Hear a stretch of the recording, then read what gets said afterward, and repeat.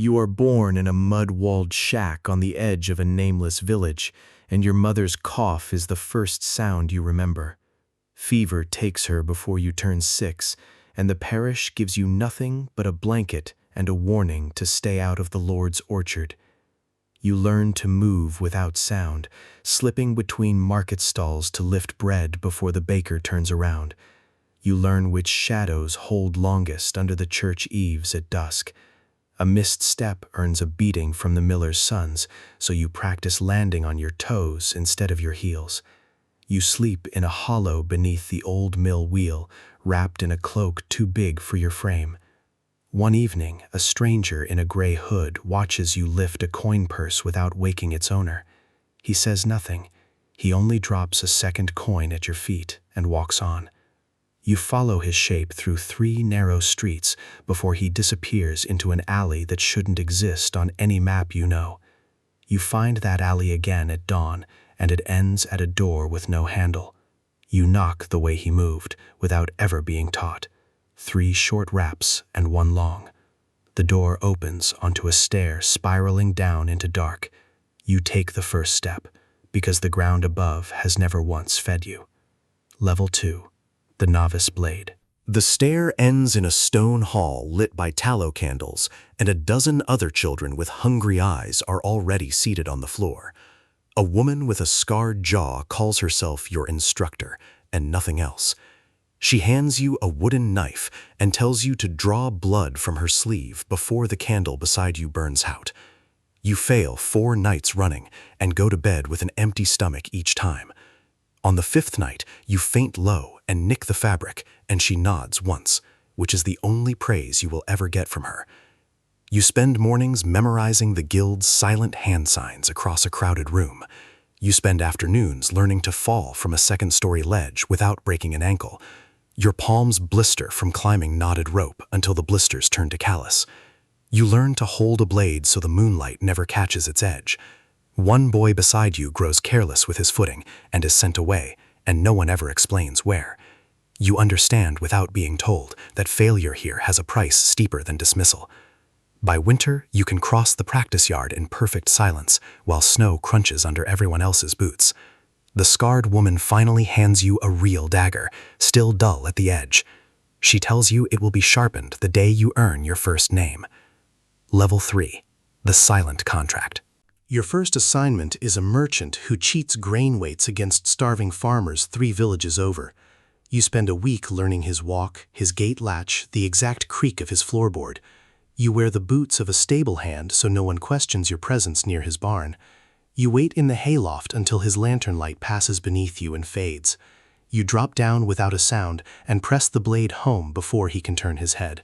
His body slumps against the grain sacks he swindled people out of.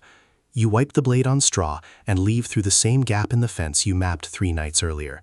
You do not run because running draws eyes, so you walk at the pace of a man going nowhere important. Back at the guild hall, the scarred woman finally sharpens your dagger and carves a single mark into its handle. She gives you a name that isn't your own, one you'll answer to for the rest of your life. The other novices look at you differently now, some with envy, some with something closer to fear. You lie awake that night waiting for guilt to arrive, and instead you feel only a strange, steady calm. You realize the guild has not just taught you to kill, it has taught you to disappear afterward, and that skill will matter more than the blade itself. Level 4. The City's Ghost. Contracts stop coming from farmers and start coming from men with titles and grudges. You move into the city proper, renting a room above a tannery where the smell hides your comings and goings. Targets now live behind locked gates, guarded by men paid to notice strangers. You learn to become a servant for a week, a beggar for a day, whoever the job requires you to be. You forge a letter of introduction to walk straight through a guildmaster's front door. You memorize the patrol timing of city watchmen so precisely you could set a bell by it. A job goes wrong once when a guard turns a corner early, and you kill him too, a death that wasn't part of the contract. That night you don't sleep, turning the unplanned kill over and over until dawn bleeds through the shutters. The guild sends no punishment, only a terse note that says clean up faster next time. You start carrying 2 blades instead of 1, and a vial of something that isn't poison but looks like it. Your reputation spreads in whispers among people who never see your face. Nobles begin requesting you by the mark carved into your dagger's handle. You realize the city has stopped being a hiding place and started being your hunting ground. Level 5. The Noble's Undoing. A baron hires you to remove his own brother before the will can be read aloud. This is your first target, who sleeps behind 3 locked doors and 2 armed guards. You spend a month posing as a wine merchant to map the manor's every hallway and stair. You learn the guards change shifts at the second bell after midnight, a gap of 90 seconds. You slip through a servant's passage no wider than your shoulders, dust thick enough to taste. You find the brother awake, reading by candlelight, and he sees your face before you can strike. He offers you triple the contract's price to walk away and forget his name. You hesitate for the first time since the merchant in the barn, blade trembling slightly in your grip. You choose the coin already promised, because a broken contract marks you as unreliable, and unreliable men die first. The manor burns with rumor for weeks afterward, though no one can prove where the fire of suspicion started. The baron pays you in a locked chest and a warning never to work in his province again. You understand now that nobility fears you more than they fear each other. That fear, you realize, is worth more gold than any single contract could ever pay. Level 6. The King's Shadow. A cardinal summons you through 3 intermediaries, none of whom know each other's names. The target is a duke plotting to poison the king's wine before the coronation feast. You are given 1 week, a forged invitation, and no second chance if you're caught. You study the castle's kitchens for 4 days, learning which servant carries which tray to which table. You replace the duke's poison vial with a copy filled with nothing but colored water. On the night of the feast, you stand disguised as a wine steward 3 feet from the throne itself. The duke reaches for the king's cup, and you intercept his hand before any drop can fall. Guards seize him within seconds, screaming a confession that damns him before the whole court. No one in that hall ever learns your real role in what happened. You vanish through the servants' corridor before the king even finishes rising from his seat.